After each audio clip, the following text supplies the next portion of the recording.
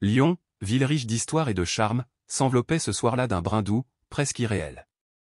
Les rues pavées, habituellement animées, étaient plongées dans un calme inhabituel, amplifié par une fine pluie d'automne qui dessinait des éclairs étincelants sous les lampadaires. Dans le quartier de la Croix-Rousse, connu pour son authenticité et son panorama époustouflant, se dressait l'hôpital éponyme, un bâtiment sobre mais imposant, symbolisant l'espoir et la résilience humaine. Au 3e étage, dans une pièce blanchie par des néons froids, une petite fille de 3 ans reposait immobile sur un lit d'hôpital. Héloïse, avec ses cheveux blonds en bataille et son teint pâle, semblait minuscule sous les draps immaculés. Les machines environnantes connectées à elle émettaient des bips réguliers, une mélodie mécanique qui ponctuait l'attente interminable de ses parents.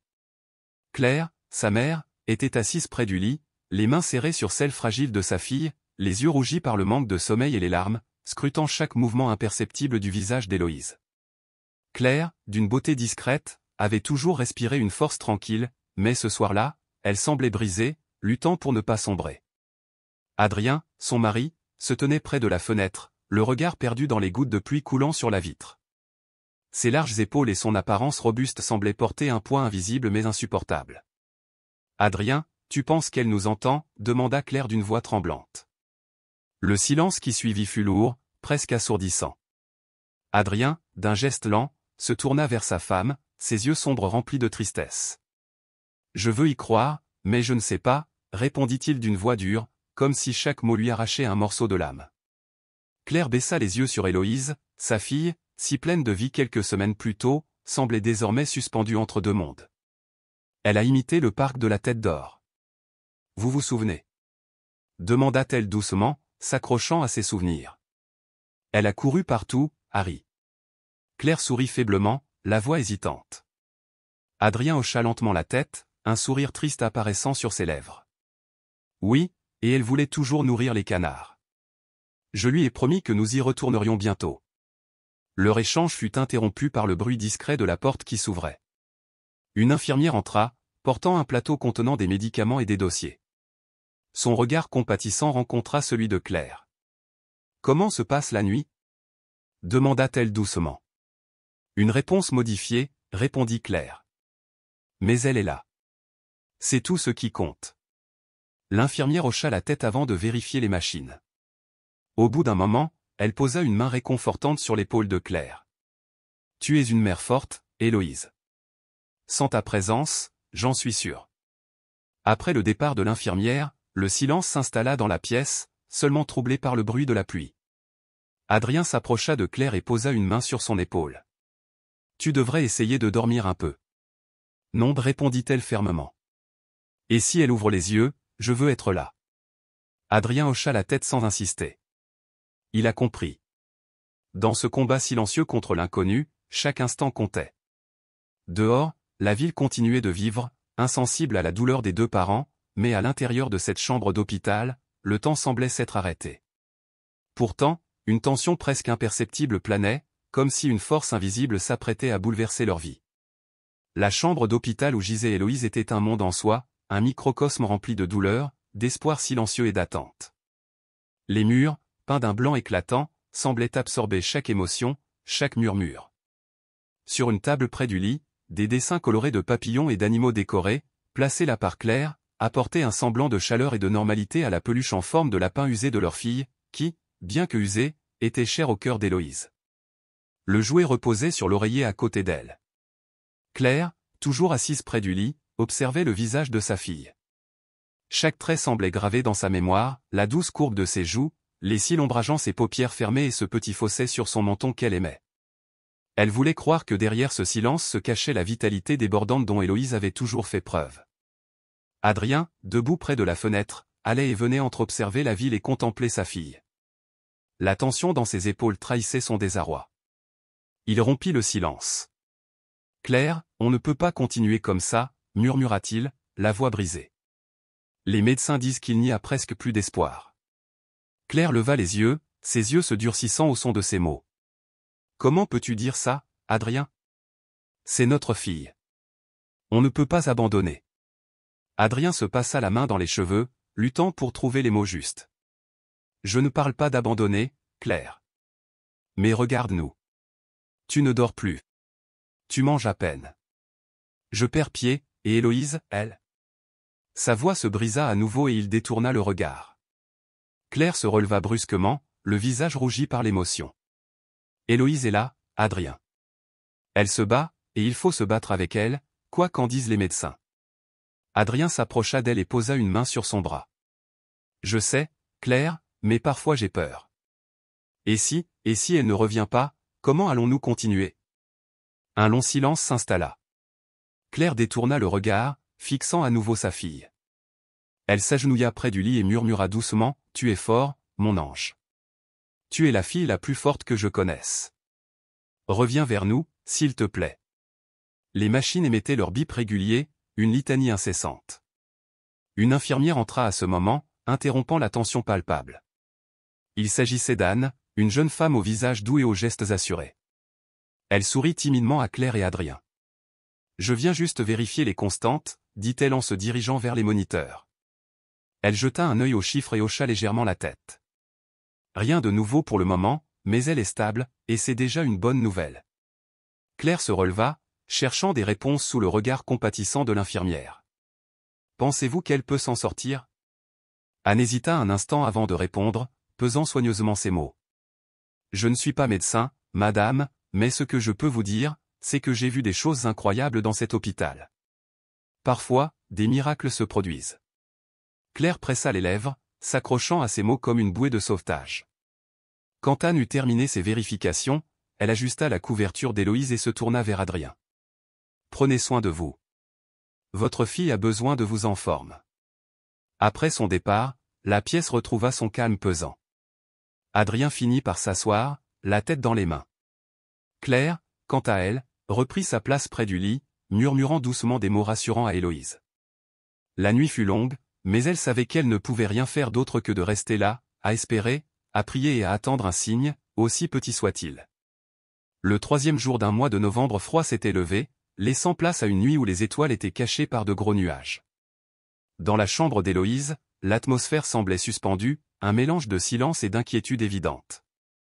Épuisée mais toujours éveillée, Claire s'était installée dans le fauteuil près du lit de sa fille, une fine couverture jetée sur ses épaules.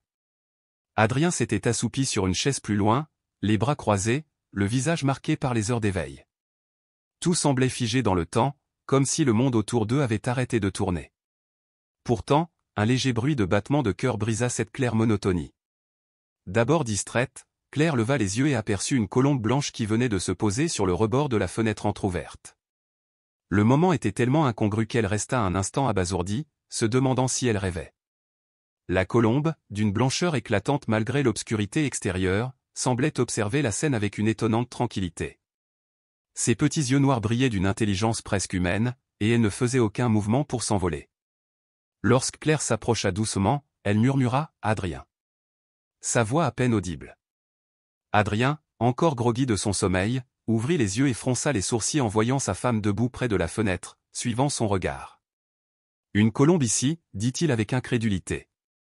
La colombe fit un pas sur le rebord. Puis, avec une délicatesse surprenante, elle entra dans la pièce, ses ailes s'ouvrant avant de se replier. Elle marcha doucement sur le sol jusqu'au pied du lit d'Héloïse. Claire sentit son cœur s'accélérer, loin d'être effrayée.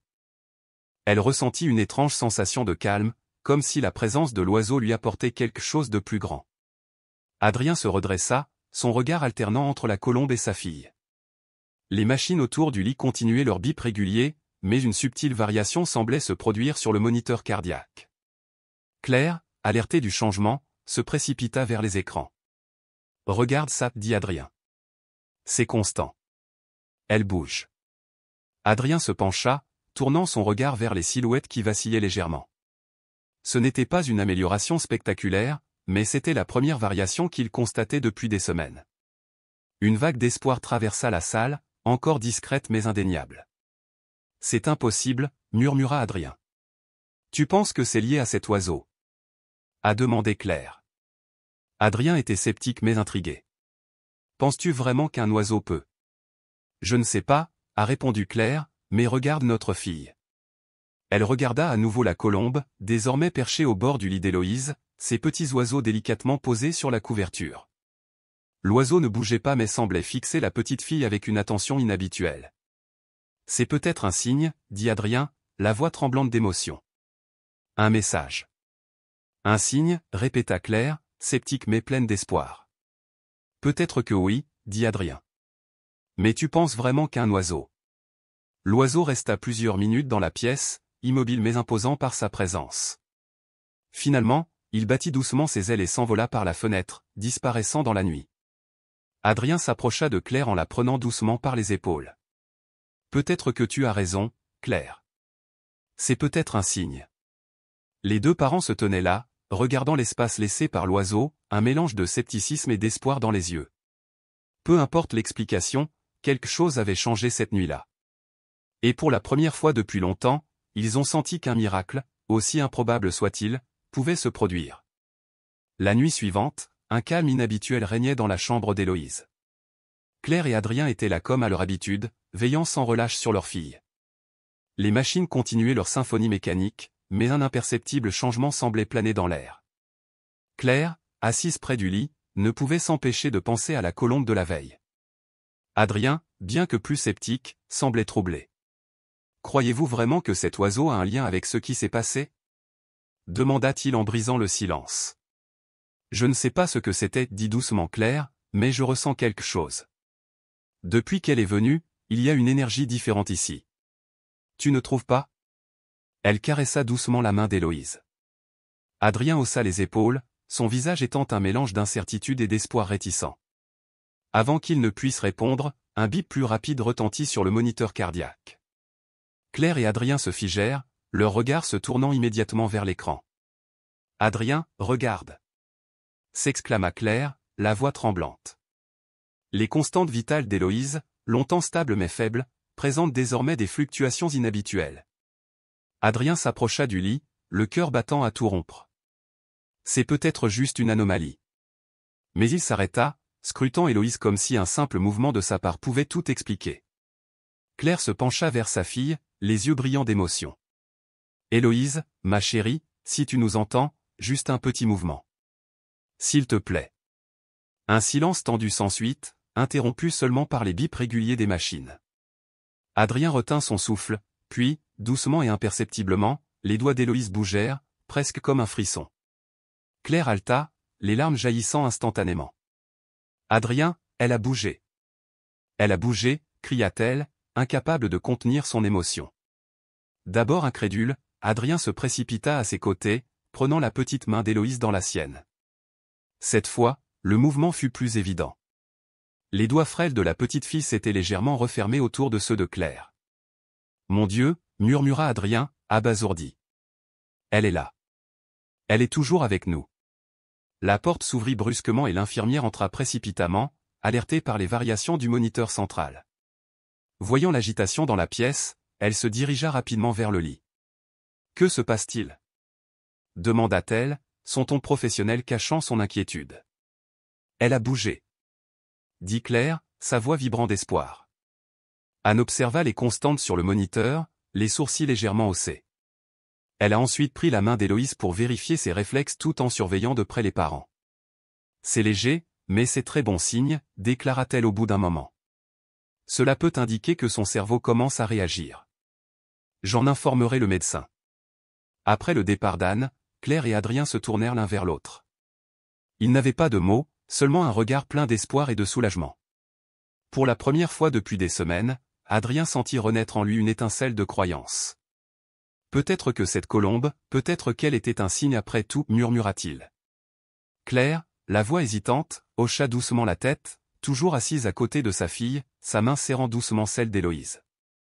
À ce moment-là, elle savait qu'il n'était qu'au début d'un chemin incertain, mais pour la première fois, les ténèbres semblaient se dissiper. Les jours suivants furent marqués par une alternance entre espoir et incertitude. La légère amélioration d'Héloïse avait insufflé une nouvelle énergie à Claire et Adrien, mais les médecins restaient prudents, évoquant des fluctuations souvent imprévisibles dans des cas similaires. Pourtant, quelque chose d'intangible continuait à nourrir leur foi, la mystérieuse colombe blanche, qui revenait chaque nuit. La troisième nuit après le premier mouvement d'Héloïse, Claire, observant seule dans la pièce, entendit le doublement de son souffle. La fenêtre, qu'elle avait volontairement laissée entr'ouverte, accueillait l'oiseau comme un vieil ami. La colombe entra avec la même grâce que précédemment, se posant au bord du lit d'Héloïse. Claire, assise à côté, observait la scène en silence, le cœur battant à tout rompre. « Tu es revenu » se murmura-t-elle. « Pourquoi » L'oiseau inclina légèrement la tête, comme s'il comprenait ses paroles. Claire sentit une chaleur envahir son cœur, une sensation qui semblait apaiser ses angoisses. Elle tendit doucement la main, hésitant à toucher la colombe, mais celle-ci ne s'enfuit pas. Au lieu de cela, il se rapprocha légèrement, ses petits yeux noirs fixant Claire avec une intensité inhabituelle. « Tu es là pour elle, n'est-ce pas » demanda Claire, les larmes aux yeux. « Tu sens qu'elle a besoin de toi, tout comme nous, à ce moment précis. » Héloïse poussa un léger bruit, un soupir presque imperceptible. Claire fixa son regard sur sa fille. Même si ses paupières étaient encore fermées, son visage semblait plus détendu, comme si une brise apaisante avait traversé son corps. La colombe, toujours perchée, semblait observer attentivement la petite fille. Le lendemain matin, Adrien entra dans la chambre, portant du café fumant. Il trouva Claire assise près de la fenêtre, les yeux fatigués mais pleins de sérénité. « Elle est revenue ce soir-là » dit simplement Claire en prenant la tasse qu'Adrien lui tendait. « La colombe, encore » Adrien répondit, perplexe. « Penses-tu qu'elle va continuer à venir » Claire hocha doucement la tête. « Je ne sais pas pourquoi, mais je sens qu'elle a un lien avec Héloïse. Quand elle est là, tout semble différent. Même Héloïse, elle semble plus calme, plus présente. » Adrien était assis à côté de sa femme, regardant leur fille endormie. Il passa pensivement une main dans ses cheveux. « C'est peut-être juste une coïncidence, mais je dois admettre que quelque chose a changé depuis son apparition. » Au fil des jours, la routine de leur vie s'est imposée presque comme un rituel. Chaque nuit, la colombe arrivait à la même heure, prenant place près d'Héloïse. Claire et Adrien commençaient à s'habituer à cette visite, la percevant comme un réconfort, le signe qu'ils n'étaient pas seuls dans leur combat. Un soir, alors qu'Adrien veillait seul, il observa la colombe avec une attention inhabituelle. Il semblait immobile, presque méditatif, fixant Héloïse avec une intensité qui le déconcertait. « Tu sais, dit-il doucement, sa voix brisant le silence, si tu es vraiment là pour aider, alors merci. Je ne sais pas qui ou quoi tu es, mais merci. » La colombe pencha la tête, comme pour répondre. Adrien, troublé mais étrangement apaisé, se leva pour ajuster la couverture de sa fille. Il s'attarda un instant près de son lit, lui caressant doucement les cheveux. Pour la première fois depuis des semaines, il s'autorisa à sourire un sourire timide mais sincère. Les jours passèrent, et même si les médecins continuaient de tempérer leurs espoirs, Claire et Adrien sentaient qu'un lien invisible mais puissant se tissait entre leur fille et l'oiseau mystérieux. Un lien inexplicable mais indéniable est devenu une source de réconfort, une lueur dans la pénombre de leur quotidien. Le lien entre la colombe et Héloïse devenait de plus en plus évident pour Claire et Adrien. Chaque nuit, l'oiseau apparaissait, et une petite amélioration semblait se produire, une variation des constantes vitales, un soupir plus audible, un relâchement visible sur le visage de leur fille. Pourtant ces changements, aussi subtils soient-ils, les signes n'ont pas suffi à convaincre l'équipe médicale présente dans la salle. Réunion de l'hôpital. Le médecin-chef, le docteur Laurent, un homme d'une cinquantaine d'années à l'air sérieux, expose son point de vue à Claire et Adrien autour de la table. Plusieurs autres spécialistes étaient présents. Claire serra la main d'Adrien sous la table, cherchant du courage. « Monsieur et Madame Morel », commença le docteur Laurent en ajustant ses lunettes. « Nous avons examiné avec attention les derniers résultats d'Héloïse. Même s'il y a eu des fluctuations, ces changements restent minimes et ne garantissent pas une évolution claire et significative. » Il fronça les sourcils, le visage marqué par une farouche détermination. « Mais on voit qu'il y a des progrès », répond Claire, la voix tremblante.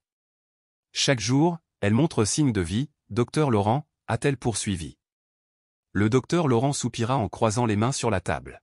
« Madame, je comprends votre espoir, et croyez-moi, nous souhaitons tous voir Héloïse guérir. Mais d'un point de vue médical, ces réactions peuvent être simplement des réflexes. Il faut rester réaliste. » Adrien, qui était resté silencieux jusque-là, parla enfin.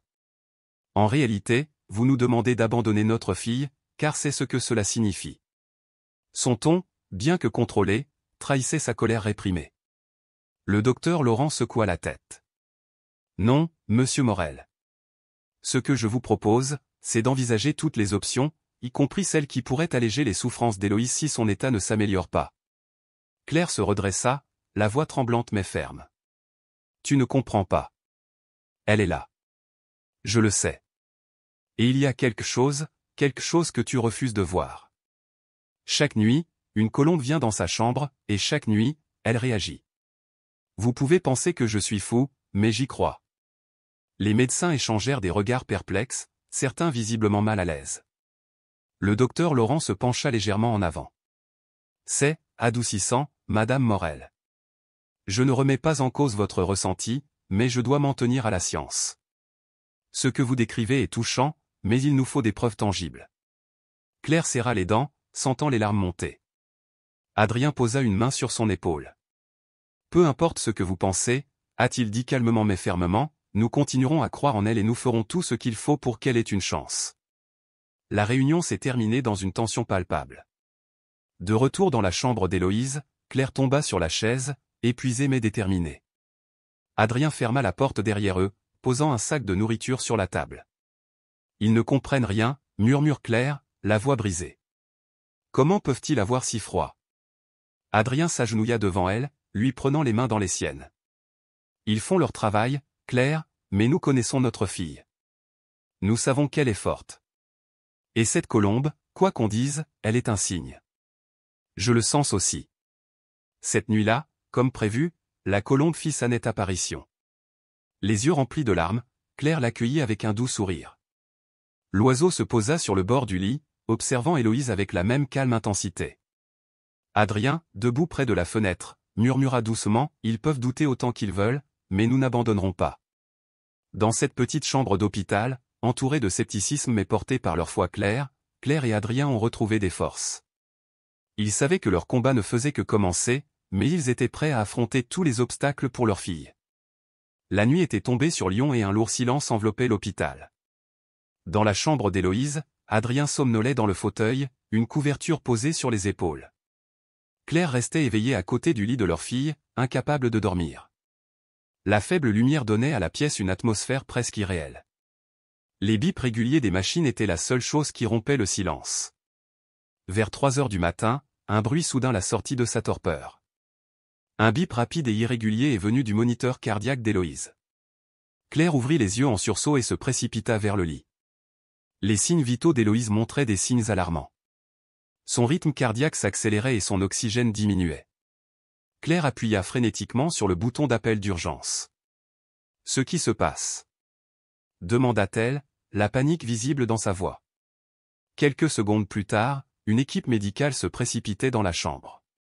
Anne, l'infirmière qui s'occupait souvent d'Héloïse, a tenté de calmer les parents tout en évaluant la situation. « Nous devons intervenir immédiatement. »« Vous devrez sortir, » dit-elle fermement. « Mais chérie, non. Je ne peux pas la laisser. » s'écria Claire en saisissant la main de sa fille. Adrien, bien que tout aussi terrifié, prit Claire par les épaules. « Claire, laisse-les faire. »« C'est pour elle, » a-t-il exhorté. Claire céda à contre-cœur et tous deux sortirent dans le couloir. Ils se tenaient côte à côte, impuissants, tandis que les médecins et les infirmières s'affairaient autour d'Héloïse. Claire ne pouvait détacher ses yeux de la porte entr'ouverte. Adrien faisait les 100 pas, les mains tremblantes. « Ça ne peut pas finir comme ça, » murmura Claire, les larmes coulant sur ses joues. Elle a montré des signes, Adrien. Elle a montré qu'elle était là. Adrien s'arrêta et la prit dans ses bras en posant son menton sur sa tête. « Je sais, Claire. Elle est forte. Il faut croire en elle. » Le temps semblait s'étendre à l'infini. Après ce qui semblait être des heures mais qui n'était que de quelques minutes, le moniteur est redevenu stable. L'équipe médicale ressort, visiblement soulagée. Le docteur Laurent, venu en renfort, s'approche des parents. Elle a traversé une crise grave, mais elle est stable maintenant. Nous avons ajusté ses traitements. C'était un moment critique, mais elle a tenu le coup. Claire fondit en larmes, les jambes pliées sous le poids de l'émotion. Adrien la soutenait, les yeux brillants de larmes. Il remercia le médecin avant de regagner la chambre où reposait Héloïse. Son visage calme les accueillit à nouveau, mais ce qu'ils virent ensuite les bouleversa. La colombe était perchée au bord du lit, tout comme les nuits précédentes. Claire s'approcha lentement, sentant son cœur se soulager à cette vue. Elle est restée avec elle, même pendant la crise, murmure-t-elle. Adrien, debout à ses côtés, regardait l'oiseau. C'est comme si elle veillait sur elle. Claire tendit la main vers la colombe, qui ne bougea pas, acceptant ce geste comme un signe de confiance. Les parents ont passé le reste de la nuit à surveiller Héloïse, mais cette fois, elle n'était plus seule. La colombe est restée jusqu'à l'aube, sa présence insufflant une nouvelle force dans le cœur de Claire et Adrien. L'eau dépassait à peine Lyon lorsque les premiers rayons du soleil filtraient par la fenêtre de la chambre d'Héloïse. La lumière dorée illuminait doucement le visage de la petite fille, immobile mais sereine. Claire, épuisée par la nuit tumultueuse, était restée éveillée. Son regard était fixé sur leur fille. La colombe s'était envolée au petit jour, comme d'habitude. Pendant que Claire ajustait la couverture sur Héloïse, elle sentit une légère pression sur sa main. Au début, elle pensait l'avoir imaginé. Mais en regardant attentivement, elle vit les doigts de sa fille bouger légèrement. Son cœur s'emballa. « Adrien !» s'exclama-t-elle, la voix tremblante d'émotion. Elle a bougé. Adrien, qui somnolait sur le fauteuil, se redressa aussitôt. Il s'approcha du lit, le regard rivé sur la main de sa fille. Cette fois, il vit clairement les doigts d'Héloïse se contracter faiblement. « Héloïse » murmura-t-il, incapable de retenir ses larmes. « Tu nous entends, ma chérie ?» Claire se pencha doucement près de sa fille, ses mains tremblantes caressant le visage pâle de l'enfant. « Mon amour, si tu peux nous entendre, ouvre les yeux. Juste un petit effort, s'il te plaît. » Lentement, avec une hésitation visible, les paupières d'Héloïse commencèrent à s'ouvrir. Ses yeux d'un bleu profond fixèrent brièvement le plafond avant de chercher les visages familiers de ses parents. Claire porta une main à sa bouche, submergée par l'émotion. « Adrien, elle nous regarde » balbutia-t-elle. Adrien prit la petite main d'Héloïse dans la sienne, les larmes coulant librement sur son visage. « Bienvenue, ma princesse » murmura-t-il. « Vous êtes de retour. » À ce moment, le bip des machines ralentit légèrement, indiquant la stabilisation progressive des constantes vitales. Anne, l'infirmière, entra dans la chambre à ce moment précis, alertée par la variation des moniteurs. Quand elle a vu Héloïse réveillée, elle resta un instant affligée, ne pouvant cacher son étonnement. « C'est incroyable » murmure-t-elle, avant de sortir précipitamment pour prévenir le médecin. Quelques minutes plus tard, le docteur Laurent entra, accompagné de plusieurs membres de l'équipe médicale. Il examina attentivement Héloïse, vérifiant ses réflexes et lui parlant doucement pour évaluer son état. « C'est une progression remarquable » a-t-il déclaré. « Il faudra suivre de près ses progrès, mais c'est un signe très positif. » Claire, toujours sous le choc, serra avec force la main d'Adrien. Elle avait attendu ce moment depuis si longtemps qu'il lui semblait presque irréel. Lorsque l'équipe médicale sortit de la pièce, laissant les parents seuls avec leur fille, Héloïse murmura faiblement. « Maman, papa. » Ce simple mot fit fondre Claire en larmes. Adrien, à ses côtés, embrassa tendrement le front de leur fille. « Nous sommes là, ma chérie. Nous avons toujours été là. » Tandis qu'ils savouraient ce moment tant attendu, une plume blanche attira leur attention. Il fut posé sur l'oreiller d'Héloïse, léger et immaculé. Adrien le ramassa délicatement et le montra à Claire. « Tu penses que c'est elle ?» il a demandé. Claire hocha la tête, un doux sourire illuminant son visage. « Oui, je pense que c'est un signe. Un dernier cadeau avant de quitter la plume. » Le symbole silencieux de ce qu'ils ont vécu est devenu un trésor précieux pour la famille. Ce jour-là, dans cette petite chambre d'hôpital, la foi et l'amour avaient triomphé de l'incertitude. Les jours qui suivirent furent remplis d'espoir et d'émerveillement. Héloïse montrait des signes de progrès constants. Ses mouvements devinrent plus précis, sa voix reprit peu à peu de la force et ses yeux bleus lumineux semblaient absorber tout ce qui l'entourait avec une curiosité renouvelée. Un jour, alors que Claire était occupée à ranger quelques affaires, l'air de la pièce parut plus léger, empli d'une nouvelle sérénité. Puis, comme une habitude désormais familière, le doux bruissement des ailes se fit entendre. Claire se tourna aussitôt vers la fenêtre. La colombe blanche, fidèle à son rituel, entra dans la chambre et se posa sur le bord du lit. Mais cette fois, quelque chose était différent. L'oiseau restait immobile, ses petits yeux noirs fixant attentivement Héloïse. La petite fille tendit doucement la main, fascinée par la colombe. C'était la première fois qu'elle pouvait l'observer d'aussi près.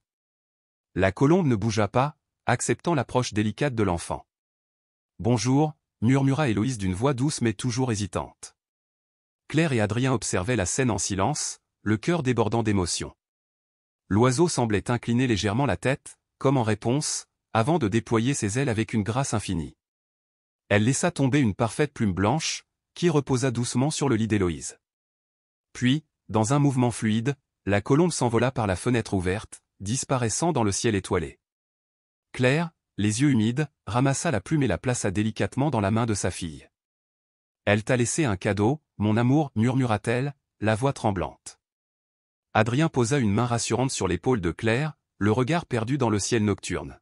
« Je pense qu'elle nous dit au revoir, dit-il doucement. » Héloïse serra la plume contre son cœur, un sourire timide illuminant son visage. Elle leva les yeux vers ses parents. « Elle reviendra, dit-elle. » Claire était assise à côté de sa fille, passant une main dans ses cheveux blonds. « Peut-être pas, mais elle a fait ce qu'elle avait à faire, et maintenant c'est toi qui dois continuer. » Adrien s'accroupit pour être à la hauteur d'Héloïse. « Cette colombe était spéciale, ma princesse. Elle t'a aidé à te battre, et maintenant c'est à nous de croire en toi, comme elle l'a fait. » Ce soir-là, alors qu'Héloïse s'endormait paisiblement avec la plume blanche posée sur sa table de chevet, Claire et Adrien restèrent longtemps debout, à regarder la fenêtre ouverte. La lumière des étoiles semblait plus brillante que jamais, comme un rappel silencieux de tout ce qu'ils avaient vécu. « Je ne sais pas exactement ce que c'était, » murmura Adrien, « mais je sais qu'elle a changé nos vies. » Claire hocha la tête, une larme solitaire coulant sur sa joue. C'était un miracle et je ne l'oublierai jamais. Quelques semaines après la sortie d'Héloïse de l'hôpital, la vie reprend doucement son cours normal. De retour dans leur chaleureux appartement situé dans un quartier calme de Lyon, Claire et Adrien ont tenté de retrouver une certaine normalité. La chambre d'Héloïse, baignée par la lumière du matin, était à nouveau pleine de vie. Les jouets restés longtemps inutilisés étaient éparpillés partout, témoins silencieux de son rétablissement. Assise sur un tapis coloré, Héloïse jouait avec son lapin en peluche, son rire cristallin remplissant l'espace. Claire, debout près de la fenêtre, la regardait avec une infinie tendresse. Adrien, assis à la table de la cuisine, feuilletait un album photo, perdu dans ses pensées. « Tu te rends compte de ce que nous avons vécu ?» dit-il soudain, brisant le silence. Claire se tourna vers lui, un doux sourire aux lèvres. « Chaque jour j'y pense et chaque jour je remercie le ciel pour ce miracle. » Adrien secoua la tête. Il a ensuite sorti une photo qu'il avait soigneusement placée dans une pochette en plastique. Il s'agissait d'une image de la plume blanche, prise peu après leur retour chez eux. « Cette plume, murmura-t-il, je n'arrête pas de penser à ce qu'elle symbolise. » Claire s'approcha et posa une main sur son épaule. « Elle représente tout ce que nous avons vécu, l'amour, la foi et cette force invisible qui nous a soutenus lorsque tout semblait perdu. » Adrien la regarda, un éclair d'émotion dans les yeux. « Pensez-vous que nous devrions partager cette histoire? Pas seulement pour nous, mais pour les autres familles, pour leur montrer qu'il y a toujours une raison d'espérer, même dans les moments les plus sombres ?» Claire réfléchit un instant, puis acquiesça doucement. « Oui, je pense que c'est important. Si notre histoire peut donner de l'espoir à quelqu'un, alors ça vaut le coup. » Quelques jours plus tard, Claire et Adrien décident de partager leur expérience lors d'une conférence organisée par un groupe de soutien pour parents d'enfants gravement malades. La salle était remplie de visages marqués par l'épreuve mais aussi par une lueur d'espoir. Debout sur la petite scène, Claire commença à parler, sa voix calme mais vibrante d'émotion. « Il y a quelque chose auquel nous ne nous attendions pas, » a-t-elle commencé. « Il y a quelques mois, nous avons failli perdre notre fille, Héloïse. Mais quelque chose d'inattendu s'est produit, une colombe blanche est entrée dans nos vies. Elle est apparue au moment où nous avions le plus besoin d'elle et, d'une manière que nous ne pouvons pas expliquer, elle a été un catalyseur de changement. » Les murmures voyageaient à travers la pièce lumineuse, poursuivis par des yeux brillants. « Ce n'était pas juste un oiseau, » a poursuivi Claire. « C'était un symbole. Un rappel que même dans l'obscurité, il y a de la lumière. Que même quand tout semble perdu, il y a de l'espoir. » Adrien parla à son tour, la voix pleine de gravité. « Nous ne savons pas exactement pourquoi cette colombe est venue, mais nous savons ce qu'elle nous a donné, la force de continuer à croire en l'impossible. Et aujourd'hui, nous sommes ici pour vous dire que vous n'êtes pas seuls, qu'il y a toujours une raison de se battre. » Les applaudissements ont éclaté et plusieurs personnes dans le public ont essuyé leurs larmes. La plume blanche, soigneusement encadrée, a été exposée à la fin de la conférence comme symbole de résilience et d'espoir.